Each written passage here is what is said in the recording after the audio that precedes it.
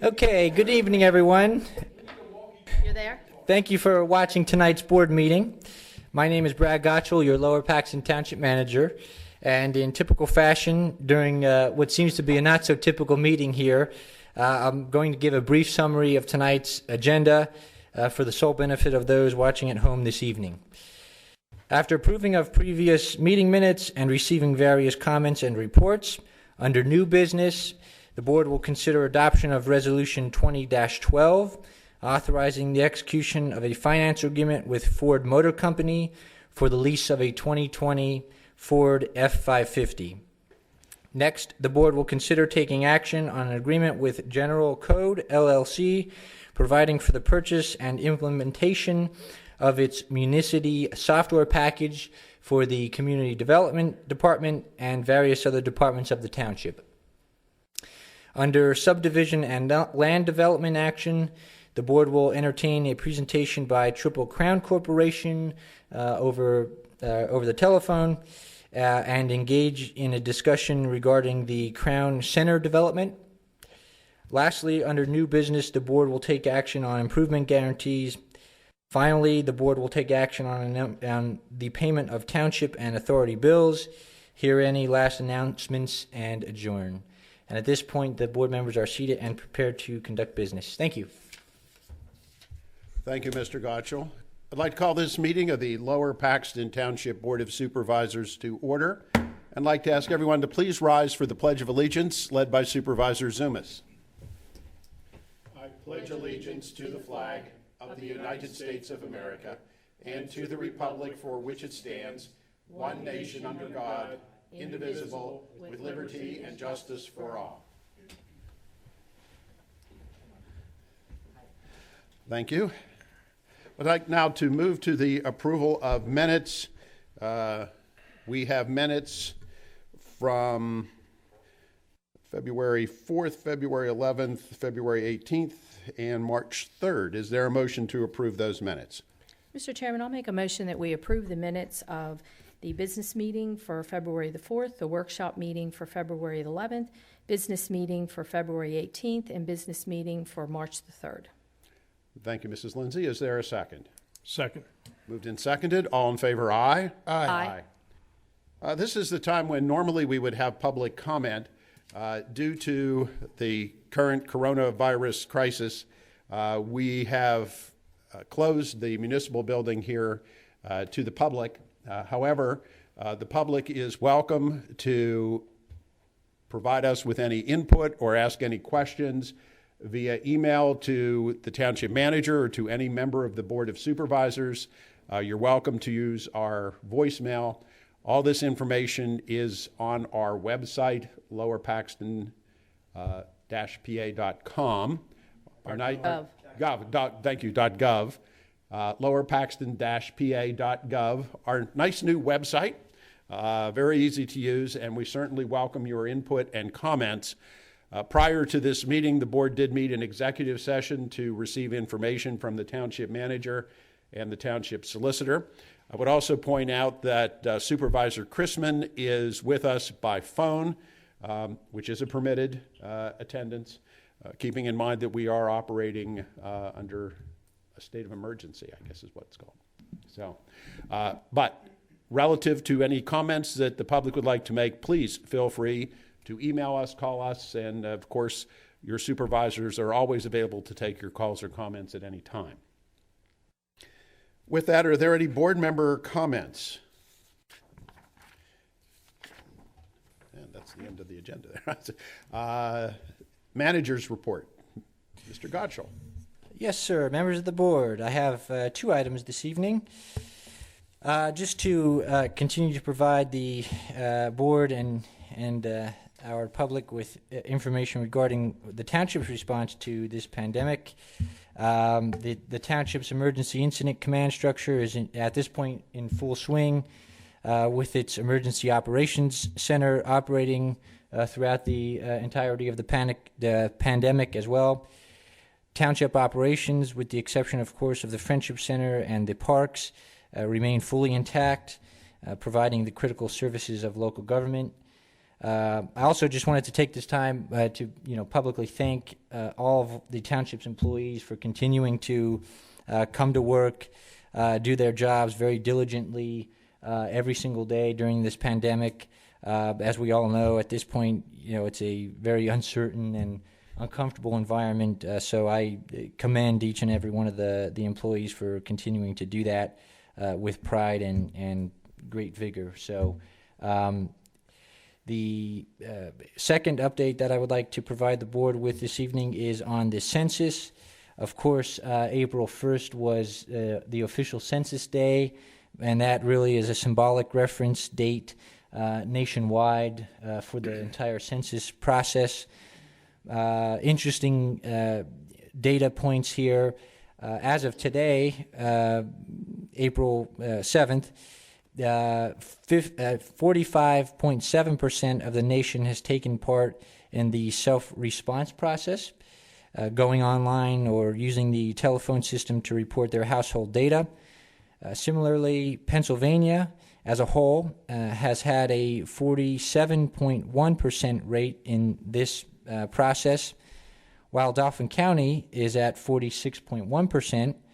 And the real good data point here, Lower Paxton Township itself is at a self-response rate at this point of 54.9%. So that is great work to the residents of Lower Paxton Township, but that's not to say that it's time to, just not continue responding. Each resident who has not responded at this point should be reminded that they should indeed respond either online or through the phone or the mail system, and keep that process going. Due to the coronavirus pandemic, the Census Bureau has postponed its in-field operations until April 15th. Just a bit of a delay for them, and that includes operations such as in-person non-response follow-ups and other things that we would see going on in the field. So we might not see those employees out and about just yet, but they will be there. And that is all I have. Thank you. Now we don't have any old business, and let's move to new business. And under new business, item A, we have resolution 2020-12 to authorize the execution of a financial agreement with Ford Motor Credit Company. Mr. Gottschall. Yes, members of the board, included in the 2020 budget is this lease, which replaces one of the 4 small dump trucks in the Public Works Department. This is a very standard resolution that's passed by the board from time to time on leases specifically, allowing us to go ahead and authorize the execution of the lease itself. This is nothing out of the ordinary, and it's in front of the board this evening for action, if so desired. Board members, any questions or comments? Seeing none, is there a motion? Mr. Chairman, I'd like to make a motion that we approve Resolution 2020-12, leasing a 2020 Ford F-550 for the township. So moved. Is there a second? Second. Moved and seconded. All in favor, aye? Aye. Aye.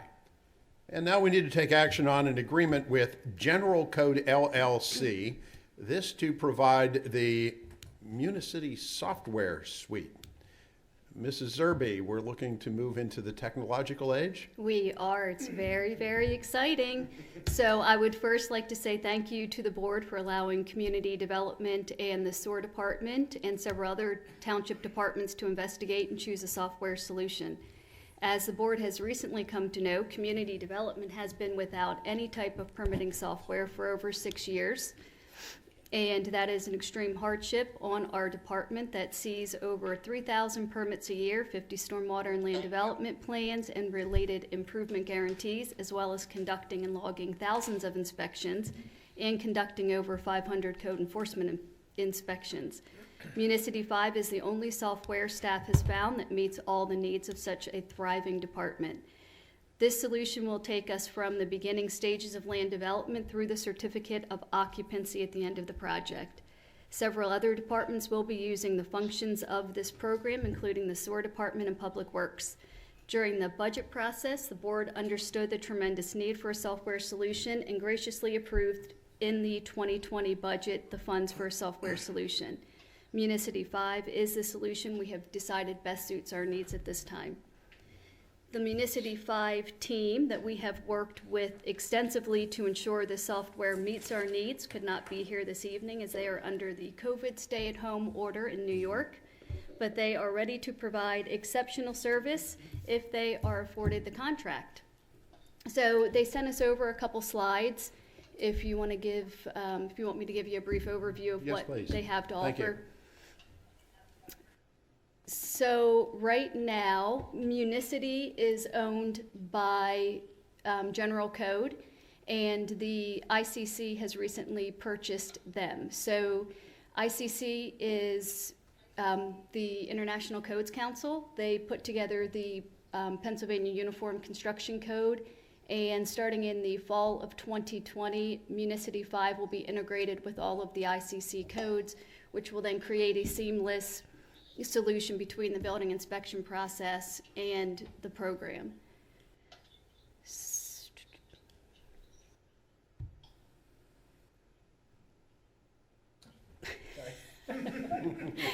So some of the key components to Municity 5 are the permitting, the code enforcement, escrow management and engineering invoices, assets and work orders, which will be part of what Public Works uses it for, the maintenance of street signs, the centralized parcel management, GIS interface. There'll be mobile access to all parcel information, and one of the portions that's going to be very impressive to our residents and applicants is now there's a communication with the citizens or applicants via email or text.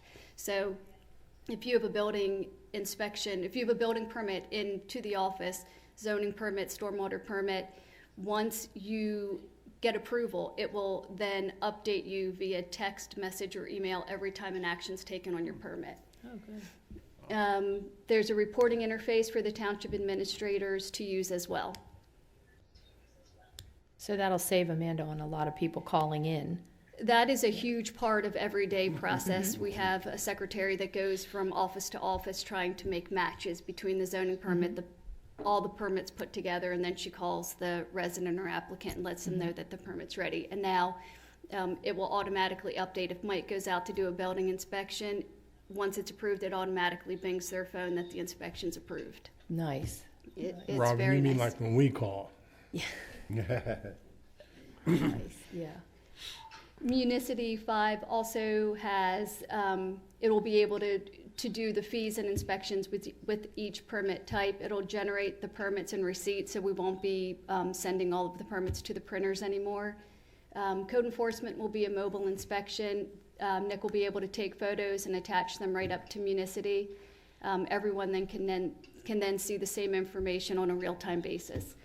Assets can be associated with either the parcel or the location, and the work orders can be associated directly with the parcel.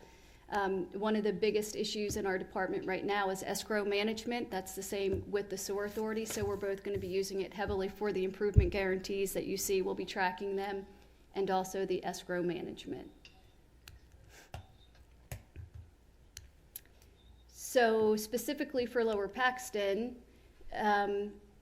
the biggest issue, or why we want you to approve this evening, is what's called the sandbox. So if we approve this tonight, within the next week or so, Municity will upload our tax parcels. And while they are putting together our whole process, which takes several months, we will be able to use the sandbox that while we're having a little bit slower time, we can go in and really work with the system, and when we are live, they'll cancel out everything we played around with, and we'll start fresh.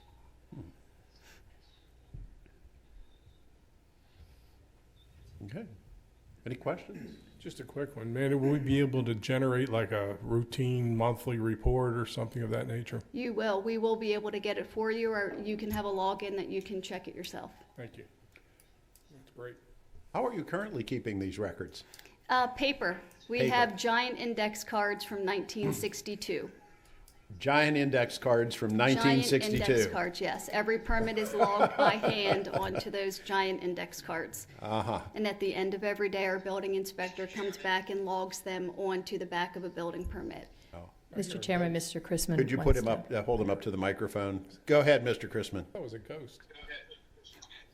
Amanda, what is the time schedule for implementation and the length of time it will take for implementation, and to what degree does their company provide in-service training for your staff? We have, I think, 4 days of training written into the contract, and they look to do implementation in 3 to 4 months, depending on how fast we can get them all the information that we need them to input. Well, that's, Are you satisfied with the amount of in-service timing? Yes,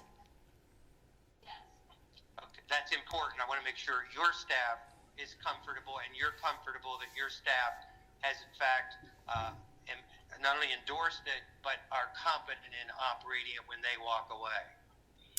we are, and with that sandbox application that they give to us, we will have already been using the program for a long time before they actually go live. Okay, and then my final question is, what is the time period from first of all, when will they start, and when do you anticipate they'll be completed with the in-serving that you can actually implement? So they will start as soon as they have the contract, and it will be ready within 3 to 4 months, at the very longest 5 months, but it's dependent on us as much as it is them. Thank you.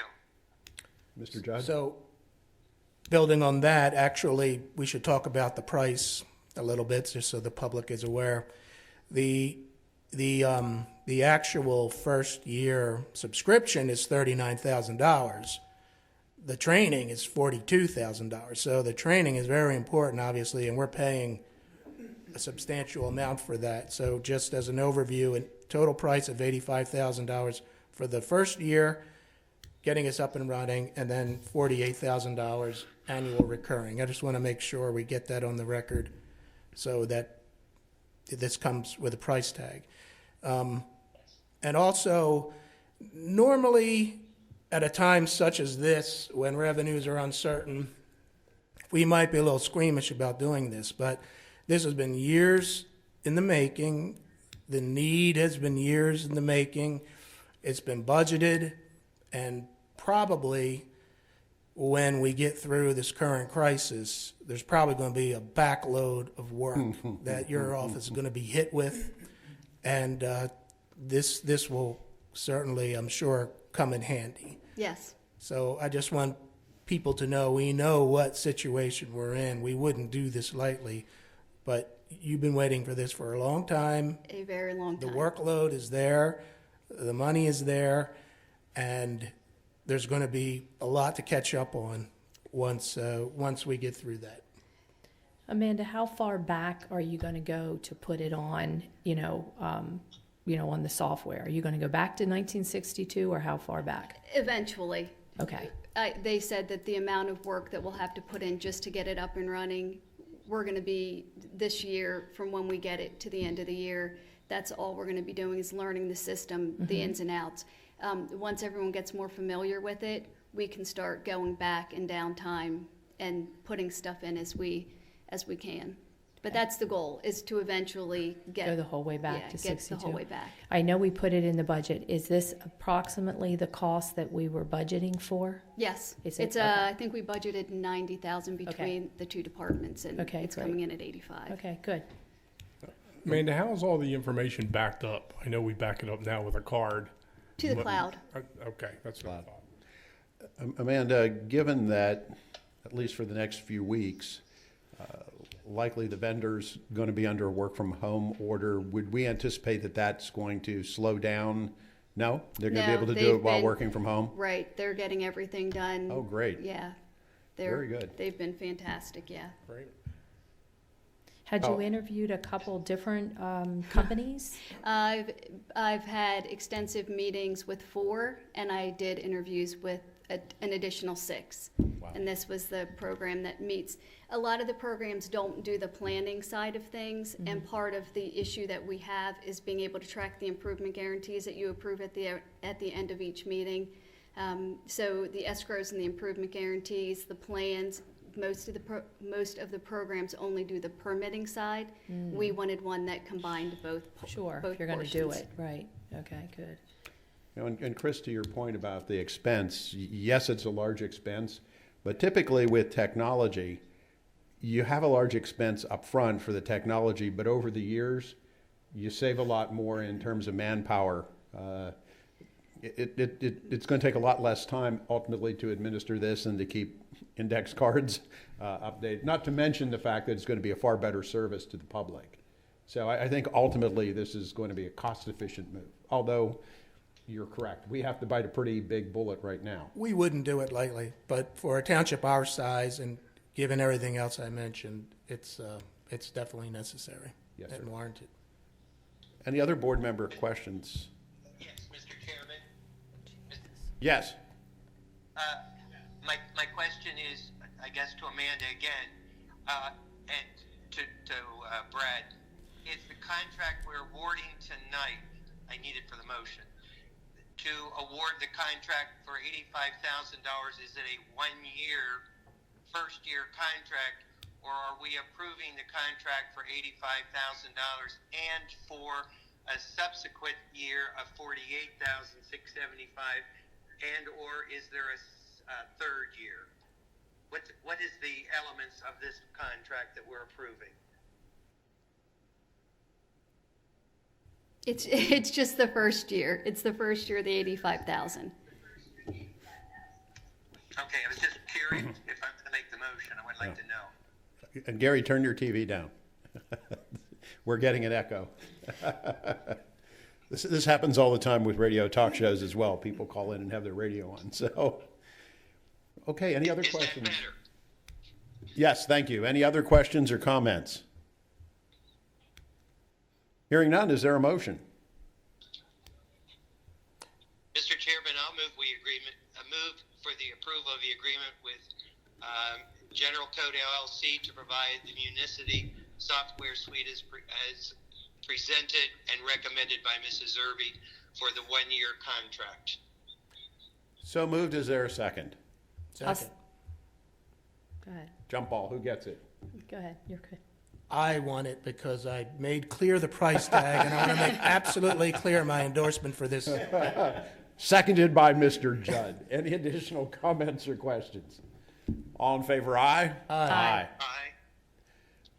There you go. Thank you for all your very hard work on that and for all the Thank you. amount of hard work you're going to put into it. We will come back and show you everything that your money is paying for. Great. Thank you. And everybody who assisted as well. We now have new business, item 9C, and this moves us to subdivision and land development. Hopefully, this technology is going to work. We have Mark DeSanto, who wants to discuss with us the Crown Center concept.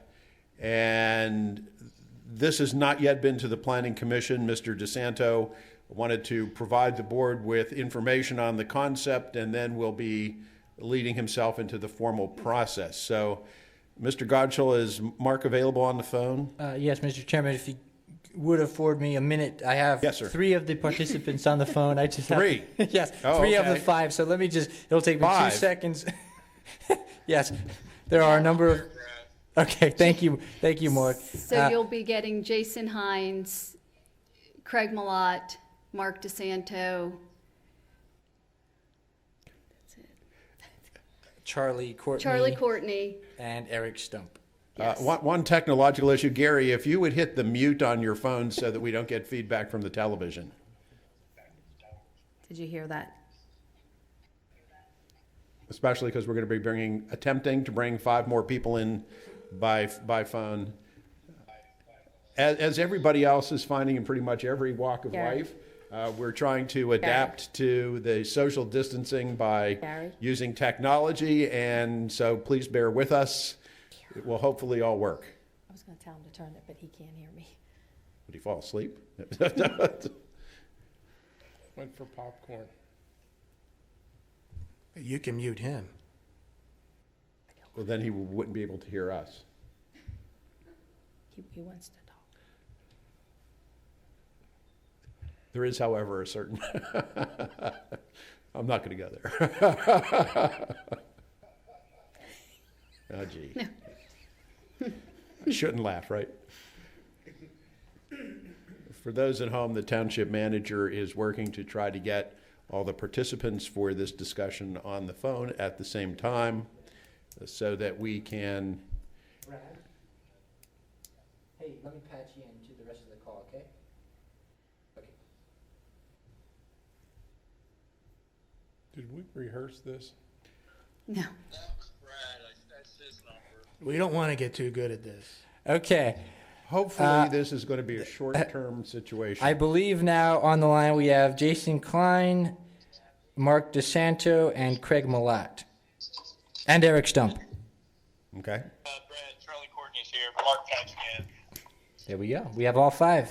Very good. Congratulations, Mr. Gotcha. That's impressive. Do you have any introductory comments, or is Mark going to just launch into his presentation? Let me just start real quick. Just I know it's already been said, but the Triple Crown has been working very diligently with staff on this plan that has been time extended for a number of years, and they have been before the Planning Commission to get a sense of the township's position on the general concept of this development. And in the spirit of continuing to work with the township and the board, commission, and staff, Mr. DeSanto has requested to come before the board just to get the board's, position on this development. So, without further ado, Triple Crown. Okay, Mark DeSanto here. Can everyone hear me okay? Yes. Yes, we can. Great. I'm going to run through just a quick history, although it is a long one. My dad bought this in 1995. And we're speaking of the driving range. It's kind of located on the southwest corner of Linglestown and Colonial Road, between the Greystone Inn and Mickey Shore's car wash. So when my father bought this, those of us that can remember, this township was in the sewer moratorium and you couldn't do any construction. And as an interim use, he developed this into the driving range. So jumping forward from 95, in 2004, we submitted a plan to the township for Crown Center. Unfortunately, I don't think that plan's showing. We might have gotten to Amanda too late today. We have a plan pending that was approved, and we actually had a PennDOT HOP issued in October of 2004. The moratorium continued, and we never went forward with the development of Crown Center as it was. So jump forward into 2008, Doug Neidig wanted to buy the back 11.2 acres from us, where basically the balls are hit from the driving range back into that ground.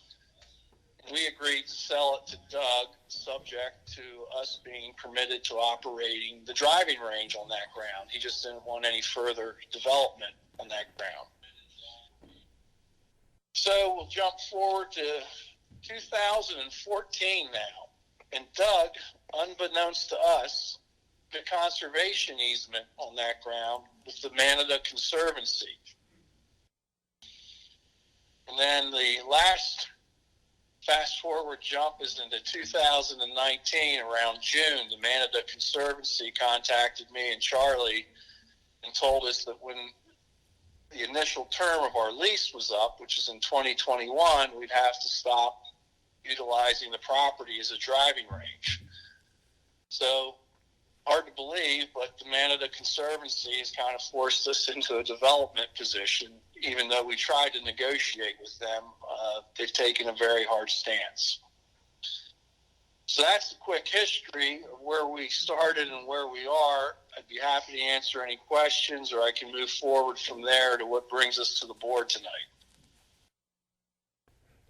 Quick question, Mark. Did they say why?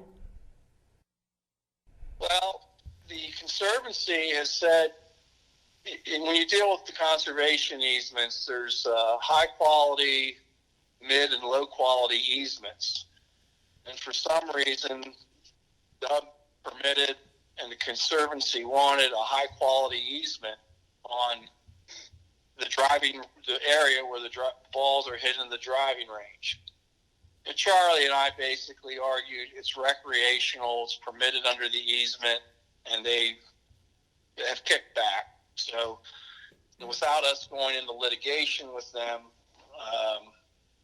that's the reason. They said it's a high-quality easement, it's not permitted. Charlie, you want to add anything to that? No, and it's the area that we're talking about is basically 200 yards and out is the area where this easement starts. And, you know, their position was, you know, we said, look, you're just going to have occasional golf balls come over there, no improvements. And their position was, well, you know, this is high quality. We might want to grow high grass there. So we think, you know, any driving range use, however limited it may be, is inconsistent with the terms of the easement. Doesn't really make sense, does it? Not to me. So now instead of it being a driving range, which is all open space, it will need to be developed. It would seem to be counterproductive. Yeah. Well, nonetheless, not your idea. So what are you proposing to do, Mark? So quickly, from June of 19, which isn't even a year ago, we ended up meeting with the Planning Commission, as Brad had mentioned, and that was in November of 13th. But even prior to that, in October, we met with staff in HRG, told them what we were planning to do, and they told us to go to the Planning Commission.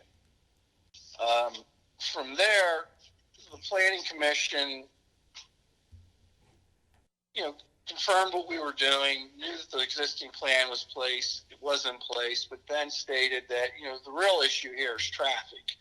And although I had an approved HOP back in 2004, PennDOT was not going to recognize that today. So everybody agreed, and the Planning Commission directed us to go back and meet with PennDOT, because that was kind of the driving factor on the development. In December of 19, we met with Eric and Brad and Craig Malott, myself, and we reviewed the scoping letter and Eric Stump's comments from HRG. We then submitted to PennDOT, and then on February 11th of 2020, this year, we did meet with PennDOT, and they received our scoping application. They talked about multiple options. Should the red light be there? Can you get out to Colonial Road a different way? Can you go over to Pheasant Drive, which is also Forest Hills Drive, where the existing red light is? And they even talked about maybe looking at signalizing Academy Drive, which is in between those two lights, right across from Mickey Schuler's car wash. So with those tasks in hand, we had to go and basically look at all three options, basically four, where we proposed the light on our property, Academy Drive, get into Colonial Road, and going over to Pheasant Ridge and Forest Hills Drive. We have, if the plan's up now, Amanda, it kind of shows that whole area from Colonial Road west over to Forest Hills Drive. And looking to the east side of that is Colonial Road. There's a stream, part of Paxton Creek, that is between us. There's very steep grades. There's the Greystone Inn. It's it's almost physically and mostly surely economically impossible to get over to Colonial Road with the road and an access. And even if you could get there, Colonial Road has as many problems as a math book with the over verticals and the backing up that's happening now in peak hours. We then look going to the west to Forest Hills Drive behind Eric Kessler's property, Sports City. And again, we've run into the same sort of problems there. Very steep grades. Eric Kessler has said, he doesn't want to give up any of his ground. The owners of the apartments have been non-responsive to us. And we came up with a profile and design that we submitted to HRG, and the cost to get over there would be over $1.6 million. So it's kind of economically impossible. And that didn't even include condemnation if you had to go and take the ground, because nobody's cooperating on that. The third option is we went and looked at Mickey Schuler's ground and spoke to Mickey. I had a meeting with him and said, would you be interested in putting a road and red light half on your property, half on our western end of the property at Academy Drive? And Mickey told me no there. And I have all this in writing that it would impinge on his car wash. He'd have to reconfigure part of his car wash. He was afraid he might lose full access out of his turning lanes because he owns the car wash, Italian Delight, and Rita's Ice there. So we came down to the final option 4 being where we proposed the light, which is directly kind of in the center of the Colonial Road light and the Forest Hills light, which is directly across from the 3 homes that are on the north side of Linglestown Road. And I don't know if, Amanda, you can point to that for some clarity. But we talked to all 3 homeowners, and the one to the east is Weichert Realty, kind of receptive to maybe combining driveways and bringing the driveway across the front of those properties and tying into the new light. Because PennDOT even suggested we should put a road behind their homes and bring them out to Academy Drive, and then they'd be able to go over to Forest Hills Drive to a signalized intersection off Academy. The homeowner that is furthest to the west just bought his house, and he is a homeowner. He lives there with his son.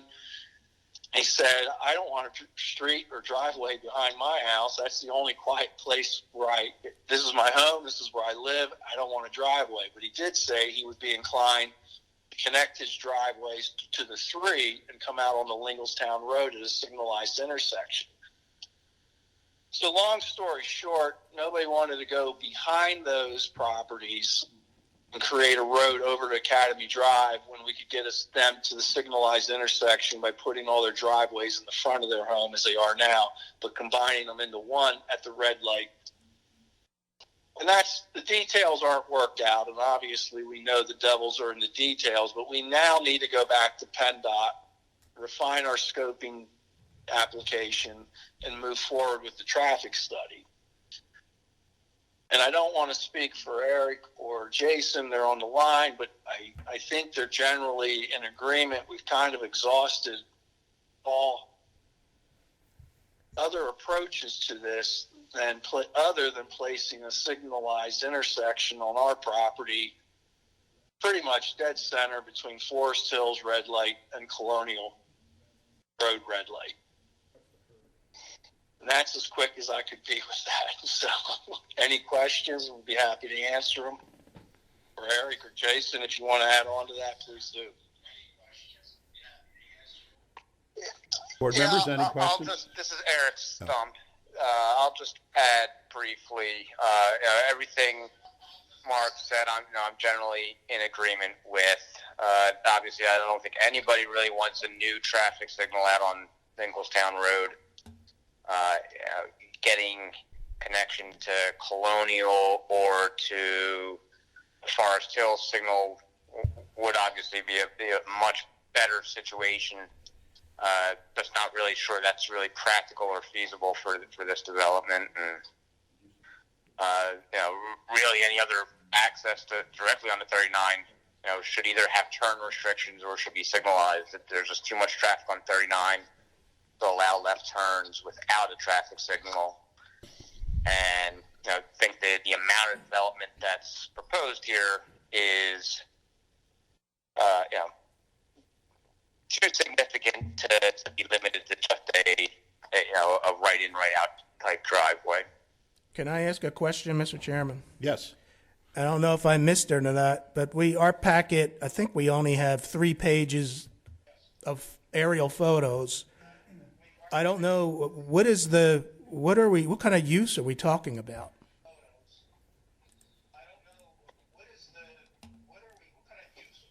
Question was what type of use? Yes.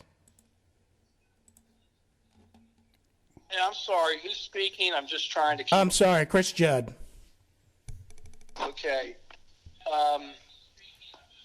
The uses there are going to be somewhat commercial in nature. We don't have any specific uses. I mean, but that's what we would see, potentially something similar to like we're seeing up at Blue Ridge with, I'm not saying Starbucks and Jersey Mike's, but those type of uses, potentially medical office in the back. We do not have any specific tenants, and we're probably not going to get any specific tenants until we at least have some level of approval with PennDOT and we know what we're doing at the township level. Okay, I just wanted to, I brought that up because we don't have some of those things that are being displayed publicly right now. We didn't have that in our board packet. So we're talking about intersections and traffic lights and everything, and we have no idea what the potential use was. I was trying to back up a little bit and get an understanding for what the type of development we were talking about. So, Mark, it's Lohman. So we're looking at a mixture of like retail, medical, office. All of the above would be on the table based upon who you're able to attract as tenants. Yes, and you're not looking at. We don't have any, but that would be the type of tenant. So, for example, I can use Blue Ridge because we're developing that now. We have gotten a lease with Hershey Medical Center to put an outpatient clinic there. You see, CVS has moved to the one corner there. We have, Starbucks, Jersey Mike's, Great Clips. So we would see food-oriented uses, medical, maybe medical, something along those lines. But I don't have anything, and until we get PennDOT resolved and can come back to the township through the planning process, we really can't market this effectively. And one of the reasons we are with the board was on the recommendation of staff, A, to keep you informed, but we all kind of understand PennDOT is going to be the driving factor in what gets done here. But I did want to emphasize what we have shown you on that drawing, which is shown up on the board that Amanda has in place, is in compliance of the Lingelstown corridor study that HRG did, showing a full through lane. We would be extending a full through lane up to Colonial Road, and that would be dropping down into the right turn lane, extending that too. Is that right? Correct, Craig? I just want to make sure I'm stating that right. Yeah, that's correct. So we've worked a lot with HRG, with the corridor study, and we've the synchronization of these signals as we did with the Blue Ridge signalization at Crumbs Mill Road. So we're pretty familiar with it. And we really just wanted to come up and let the board know what's going on so there's no surprises. And if you had any specific questions, we'll do our best to address them when we go back to PennDOT. So I don't know that we're actually asking for any action by the board. It's really more informative and an information sharing session here. Right, and I understand that. This is Chris Judd again, Mark. I understand that. I know this is informational, and you're giving us just kind of a heads up on what's being planned, and this still has to go to Planning Commission. There's a lot of things to be done, so I appreciate that. I just wanted to get my head around what we were talking about, and I know that obviously the PennDOT stuff's going to be huge. Okay, any other questions? Okay, well, Mark, we appreciate you and everybody taking the time to be with us this evening. We normally would have had this discussion at a workshop, but as I'm going to announce later, we're not having a workshop this month because of everything that's occurring around us.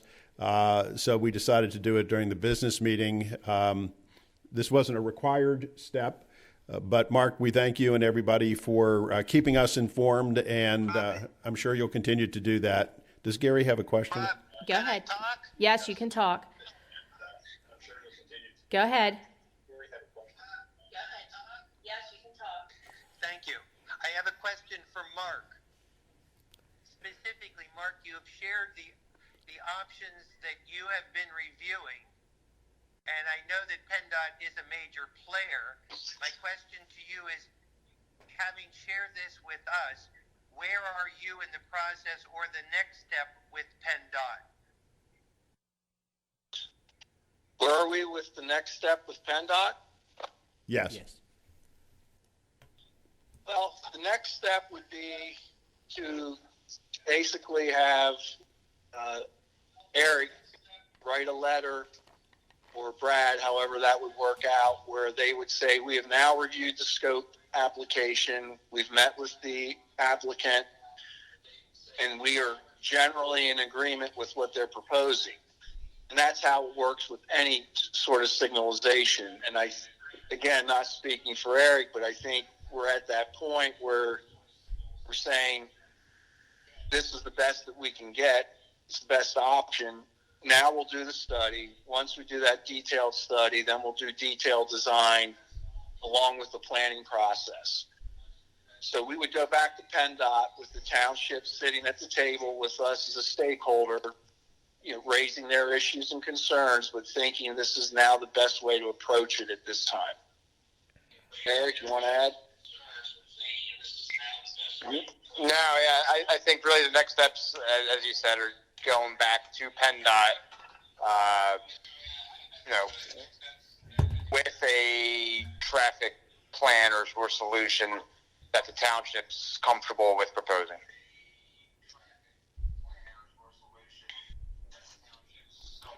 Okay. Again, any other questions or comments? All right. Well, again, Mark, thank you. Thanks, everyone, for bringing us to our attention. We appreciate the background information so we understand why you're going in the direction you are. And as you take this through the official process, we'll be hearing from you again. All right. Thank you. Have a good night. Everyone be well. Yep, Thank you. Thank you. Guys Same too. to you, Stay Mark. safe. Thank you. Yep. Thank you. Okay. Well, it worked out reasonably well, Brad, getting that many people on the phone. All right. We now need to move to improvement guarantees. Hopefully this is going to work. It is not. Okay. Sorry. Improvement guarantees. Are you there? Any questions or comments relative to the improvement guarantees? Is there a motion? Mr. Chairman, I move that we approve the improvement guarantees as posted. We have a motion to approve the improvement guarantees. Is there a second? I'll second it. Moved and seconded. All in favor, aye? Aye. That takes us to payment of bills for Lower Paxton Township and the Lower Paxton Township Authority. Madam Treasurer. Yes, I make a motion that we pay the bills of Lower Paxton Township check register, Lower Paxton Township Authority check register, the sewer and check register January 2020, sewer P-card remittance January 2020, Township P-card check register January 2020, Township P-card remittance January 2020. So moved. Is there a second? Second. Moved and seconded. All in favor, aye? Aye. Aye. That brings us to announcements. Any board members have any announcements? Pretty much everything that the township had planned for the next month has been canceled, including next week's workshop meeting. As I referenced earlier, The board has decided, in light of the fact that this week and next week are projected to be very difficult times for our country, that we did not need to have a workshop session next Tuesday, so it has been canceled. We will now meet again 2 weeks from tonight for our business meeting, and that would be on Tuesday, April 14th at 7 p.m. And with that, we certainly hope everybody will stay safe. And for those of you who have... Wait, I'm sorry. The workshop meeting would have been the 14th. We're talking about the 21st, right? 21st. Pardon me. Yes. Okay, Oh, just to be okay. clear. Yes. Yes. Tuesday, April 21st. Yeah. The weeks are flying by. Hopefully by then, the worst of all this will be behind us. Nice. And with that, we wish everybody celebrating Easter, Passover, whatever holiday you might have this week. It's going to be a little bit different, but we wish everybody to stay safe and enjoy it as much as you can. With that, is there a motion to adjourn? So moved. So moved. Is there a second? Second. Moved and seconded. All in favor, aye. Aye. Meeting adjourned.